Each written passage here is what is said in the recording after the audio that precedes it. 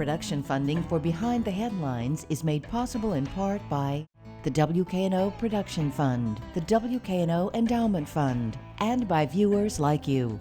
Thank you. The ongoing controversy on the riverfront, tonight on Behind the Headlines.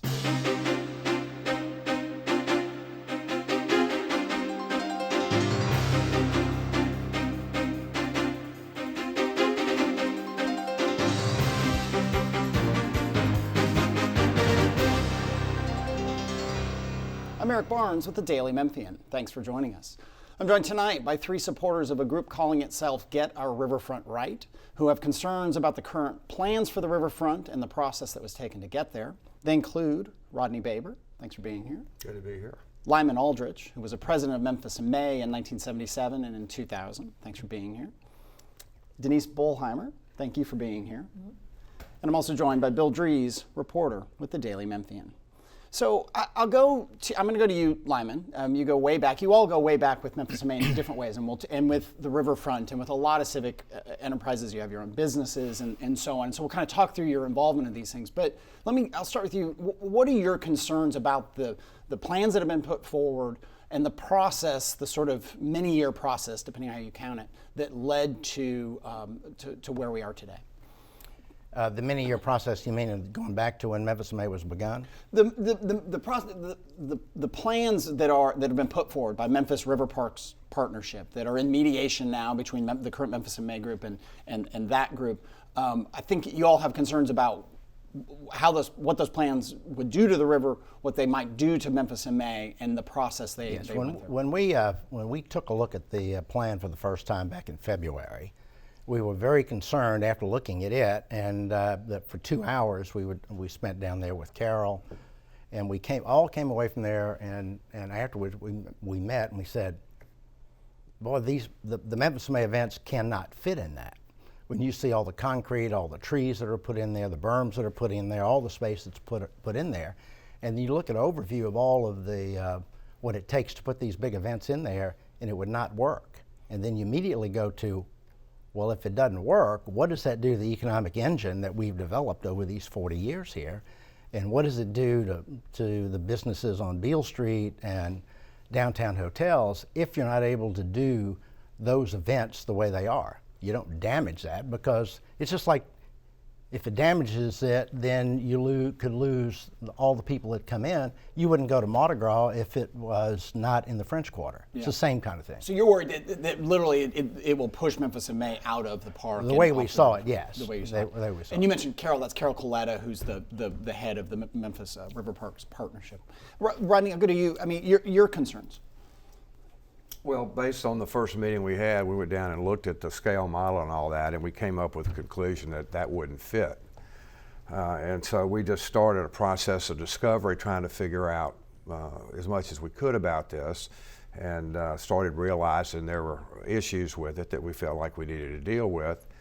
And so we're here now with those really pretty much out on the table, but the lack of management of the Corps of Engineers situation, putting out a thing that would not allow permits to be issued in June because they were going to start construction then without really having done the work with the Corps of Engineers to figure that out. And even the Corps of Engineer problem, there's a significant issue with doing what they're trying to do down there with the state of the park and what it represents and the way it abuts the bluff and all that. And it was put down there not as necessarily a park, but really because it served a purpose. So we had that issue, and then the economic issues and all the things that came out of it that really concerned me. And so I'm clear, your involvement with you were involved from the earliest days of Memphis in May.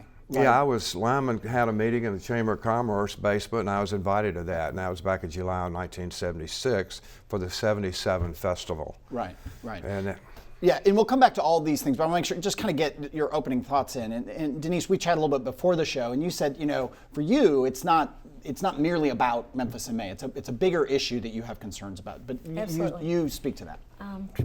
Well, I guess if you thought of the riverfront and downtown as sort of a mining town, just as an example, this sounds a little stretched, but if you thought about it, you'd realize that everybody in a mining town is dependent on the mine. And so you've got merchants, and you might have hotels and restaurants and lots of other businesses and courts and on and on and on, families. And when we saw this model and we said it doesn't fit for Memphis in May, I started realizing, and somebody sort of made a good analogy, that this is like the canary in the mine. That it's not just about the canary. It's about messing up the livelihood of the town. Yeah. That if you look at it and say the mine would be shut down maybe 18 months, what does that do to You everybody? mean for the construction of the park? Right, Yeah. exactly. And what would that do to Memphis in May? And could it get back to the way it used to be with that? So it's not just about Memphis in May, it's my tax dollars and your tax dollars that potentially are being used. And even the donors, I'd be concerned about the donors and their money going into this when it maybe is not the best use of the funds. I mean, what this morning's paper, one of the papers, said we're already 100 people that have homicides, and we're only mid-year. But Well, how does that so- relate to what's going on at Because we I mean, have- no one, and I don't mean to make light of the homicide rate and the crime rate, and we're actually about to do a bunch of shows we're going to try to do If we have about money, crime. if we have people with $60 million of donor funds, maybe we should be trying to do something to enhance law enforcement and preventing homicides. Let's take 10 million, 20 million, and maybe put it in the riverfront. Nobody is saying don't enhance the riverfront.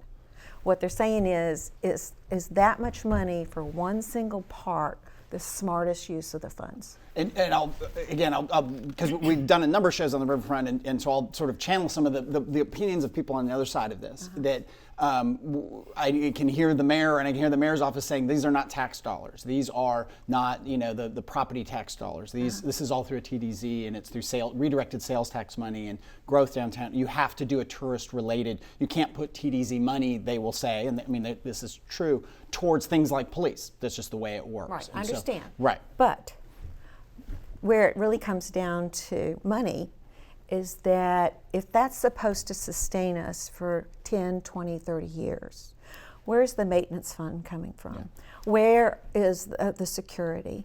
Where are the operating funds? On and on and on. So the $60 million or whatever it happens to be is maybe the initial cost, but it really is not our cost. Right, and one of those things too, and I'm going to turn to Bill now, but just so people know who don't follow this as closely, is that the River Parks Partnership in Memphis and May, because they're in mediation, there's a media, they're not really allowed to talk to the media, although they do push the edges of that. But that is some questions. We'd love to get Carol Coletta back on. We'd love to get Jim Holt back on from the current president of Memphis and May and talk about some of those issues. So we'll talk around the edges of them as best we can, given mediation is still ongoing. But Bill, let me get you in. Lyman, in your view of this plan for Tom Lee Park, is it that Memphis and May cannot fit into that design as it is now, or that it can't fit into it under any configuration or reconfiguration? Well, it won't fit in it as it is now. In our opinion, it won't do that. And we don't know the other configurations. When we did our analysis after we met down there the first time and did a lot of study on this thing, we said, yeah, there's some improvements need to be made. And we did a very long memo and sent it to the administration about, yeah, we are for some of the changes that can take place. But that's not the whole thing. Right now you're in mediation. So you're to the point where you got Memphis and May, and you have MRPP, which is taxpayer funded, and then you have the mayor, and then you have and the judge. You're going to turn that part of the riverfront over to a decision made by 4 people. It should be made by the whole entire community, because you've got 6.5 miles of riverfront that are there. That's what all ought to be under a plan, and the community ought to be involved with making those decisions. But they will push back and say that there were many community meetings, there were surveys, there was a whole lot of outreach that was done. I mean, did you go to those community meetings? Quite frankly, I didn't know of them. I've been living back downtown now for about 2.5 years. Okay. And I did not know of those. Okay, Bill.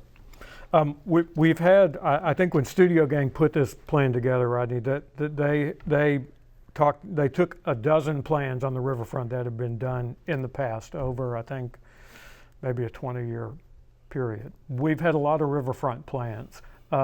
In your mind, is that the basis for kind of looking at what we need going forward? Well, the issue with this whole thing to us is that it doesn't really work with the whole 6 mile program. I mean, right now, Mud Island does not have a plan. Okay, so we've got that entity that could use some help, and then we have the other smaller parks that are out there, and MLK, which is much larger, but the total plan of what we need to have on the river is what we see that has not occurred, that we think we need to get involved with, because we don't need to be piecemealing this thing off. I mean, if we come up with an agreement on Tom Lee, that's great, okay? But that doesn't deal with, I mean, what do we do with Mud Island? I mean, it's an opportunity to do whatever we want to with it. It's another, not blank page, but it's another asset that we can deal with. So our involvement with it is more about the whole way this thing was handled, the fact that we have a product now that's just Tom Lee Park, which we don't believe will work.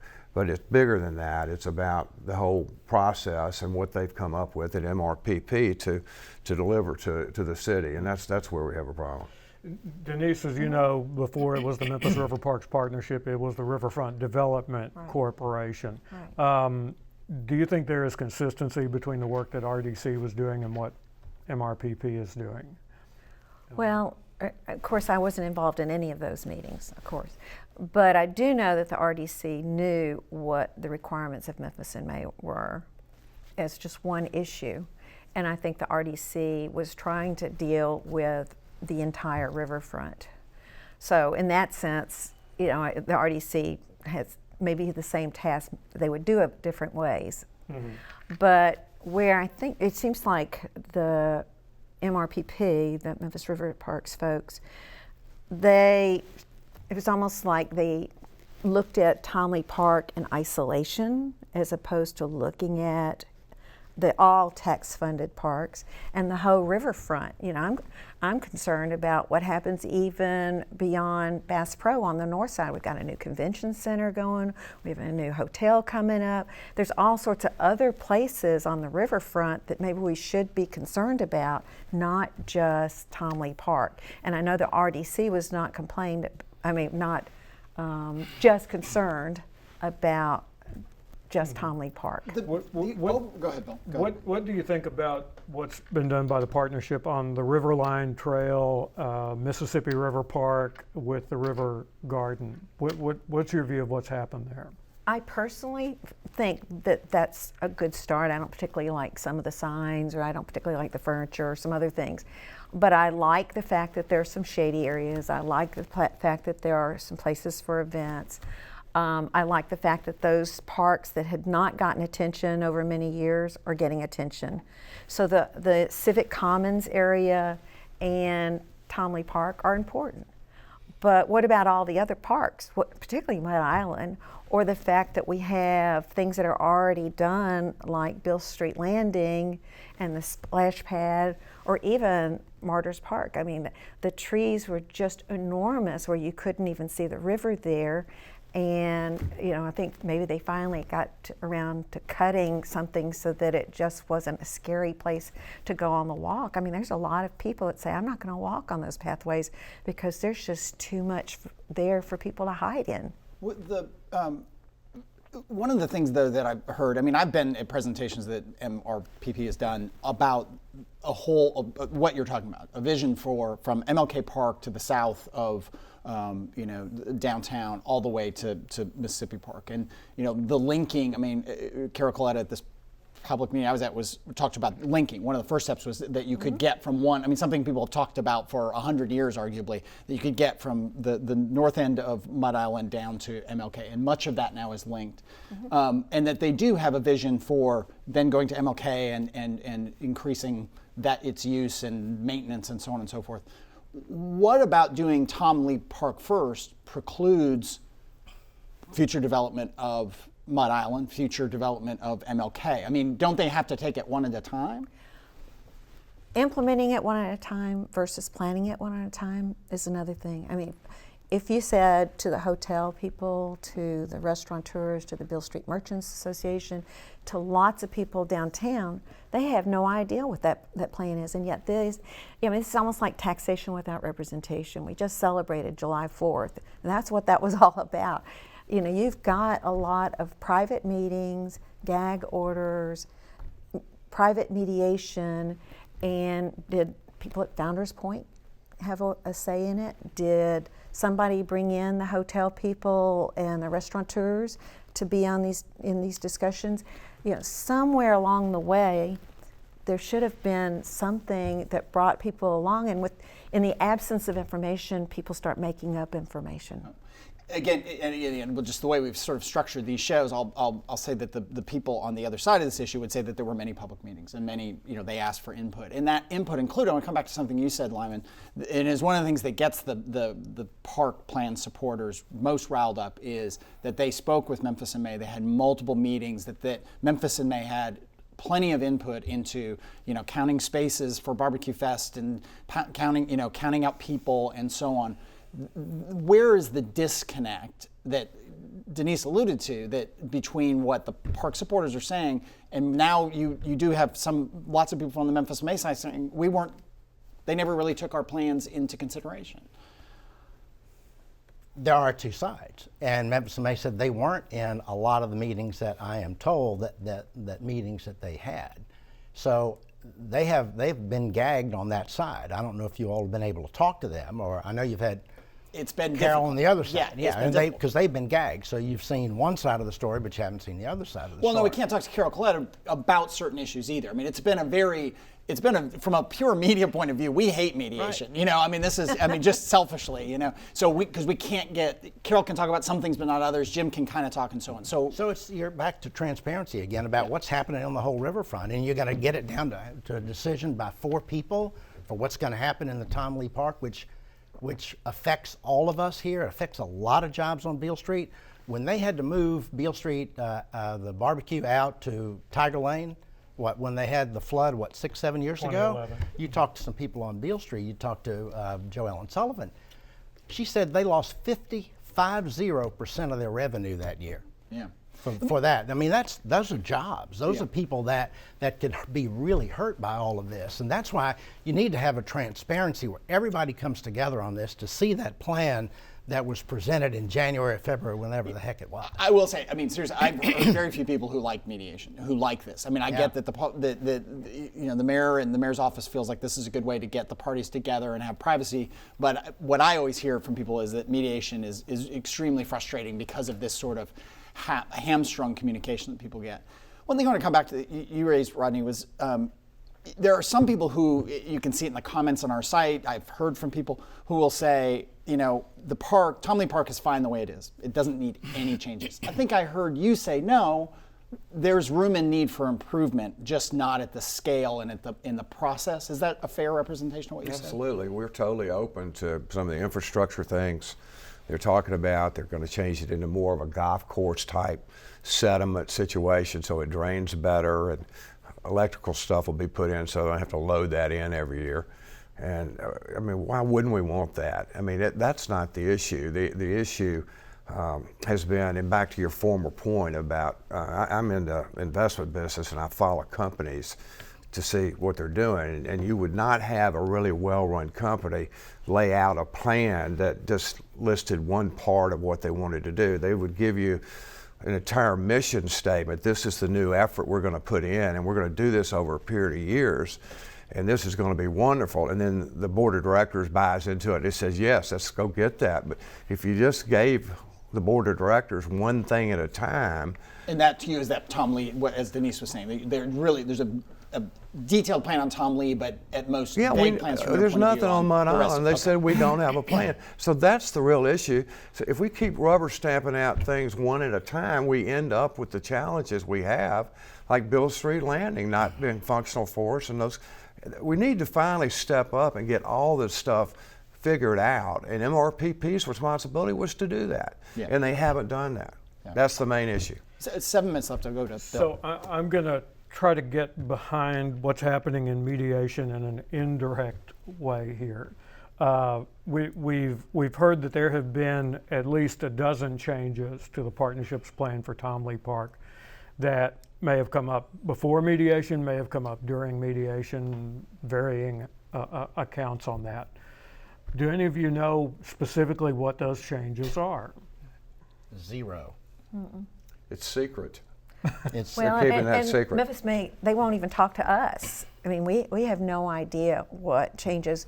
We do know that minimum requirements for the Memphis in May items were given to someone, but as of like February, it's my understanding even the Memphis in May architect that was involved in laying out the park for the Music Fest and the barbecue, that her first view of it was after the big model was created.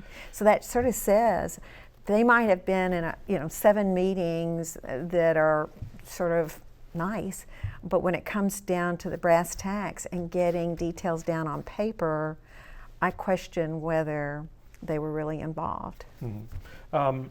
Lyman, you've talked a good deal about what a moneymaker Memphis in May is, and on the path to becoming that. It doesn't look like it did in 1977. Thank goodness. And Tom Lee Park doesn't look like what it looked like. Right. It was a much smaller park when this all began up until about 1990. So does the festival also continue to change over the years, or is it set now in what is a successful formula that you think we shouldn't mess with? Well, you don't want to mess with the events that are there, and they're drawing all these people at 218,000 room nights back in 2018. That's a huge amount of business coming into the city.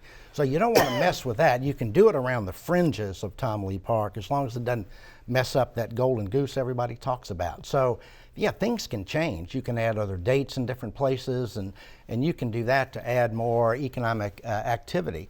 But we've had such a hard time in this community bringing in jobs for 40 years. I mean, we've done a dismal. Why do you, as Dr. Ganuski at the University of Memphis says, why do you want to mess with something that has been doing this sustainably over a number of years, bringing in the kind of money that it is bringing in? You work around that. So is that an argument for no change at all to Memphis in May? But we're not saying not change at all.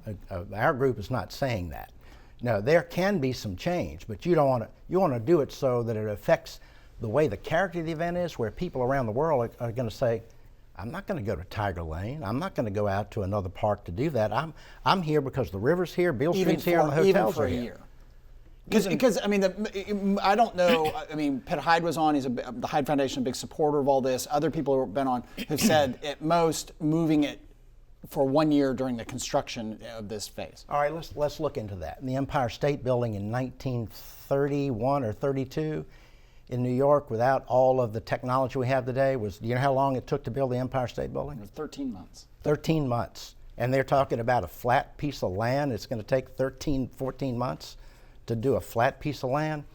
You wouldn't change seats in the Liberty Bowl and say, okay, you've got to go to Rose. So you want to see it phased, if there is construction, of course, phased in a way of course. that the concerts and such can go on. Right. Okay, go back to you, Bill. There's 3 minutes.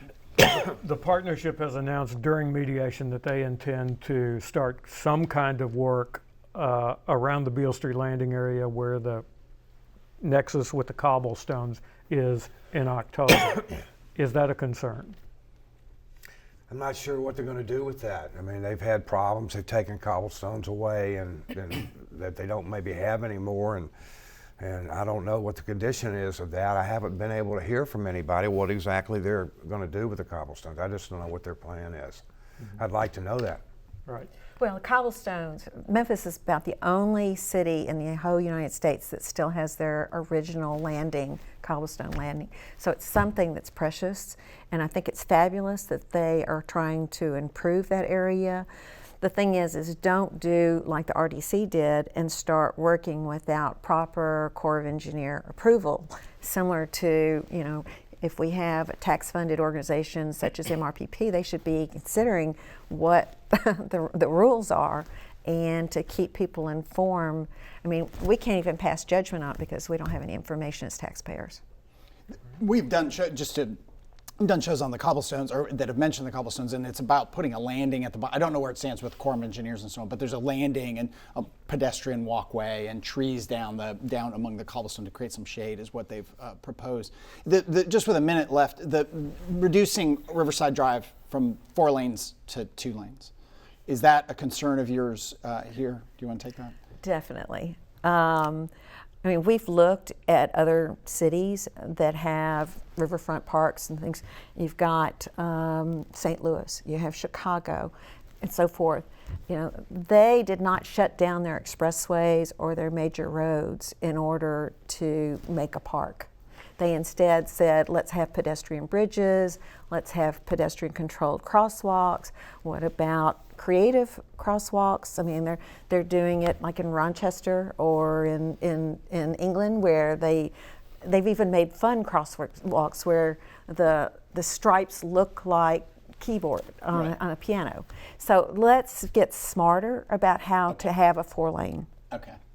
We'll leave it there. That's the last word. Thank you all for being here, and thank you for joining us. Join us again next week.